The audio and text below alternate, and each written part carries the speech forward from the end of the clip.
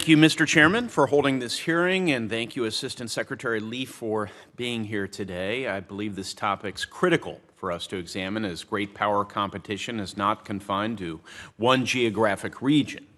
While we rightly seek to prioritize countering the Chinese Communist Party, we must acknowledge that Beijing is not just a challenge in the Indo-Pacific, but also a challenge to our interests across the Middle East, in Africa, and beyond.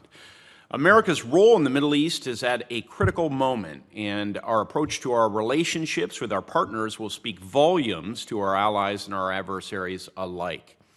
Perception is vital, and given some of the administration's policy missteps, one could come to an erroneous conclusion about America's role, intent, and influence in a region where we have traditionally been the partner of choice. The withdrawal from Afghanistan, a somewhat nebulous Indo-Pacific strategy, an Iran policy that could disrupt the delicate balance of power, restrictive arms sales policies, the Biden administration's belated embrace of the Abraham Accords. It's not hard to see how our adversaries are weaving these threads into a broader narrative of U.S. disengagement. As our perceived light wavers, China is seeking to fan theirs into a flame. We already know the region is key to Beijing's economic ambitions. A substantial portion of its overland and maritime trade routes rely on regional access, requiring not just stability, but influence, no matter the cost. A GCC ministerial visit to China in January showed that the desire to deepen economic cooperation is mutual. Regional governments want to diversify their economies, and Foreign Minister Wang's efforts to continue talks of a free trade agreement represent an opportunity that's too good for our Gulf partners to pass up. Militarily, we only need to look at the overtures Beijing has made to anyone willing to listen, including both partners and adversaries of the United States.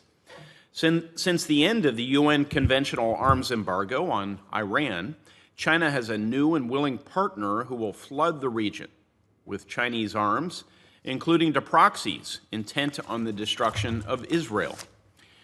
These examples show how Beijing has studied our example and is playing to what it perceives as our vulnerabilities.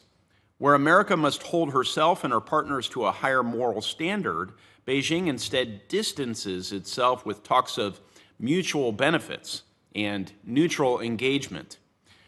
This is the CCP party line when partnering with countries at ideological odds with each other. Where we must tie U.S. foreign assistance to positive steps in health, human rights, food security, and any other number of themes, Beijing only opens its checkbook. So while the CCP might claim that the countries of the Middle East should be free from U.S. influence, they're taking every possible means to exert their own influence and control. Perhaps this may offer an opportunity. As its interests in the region grow, China will not be able to maintain an image of distant objectivity.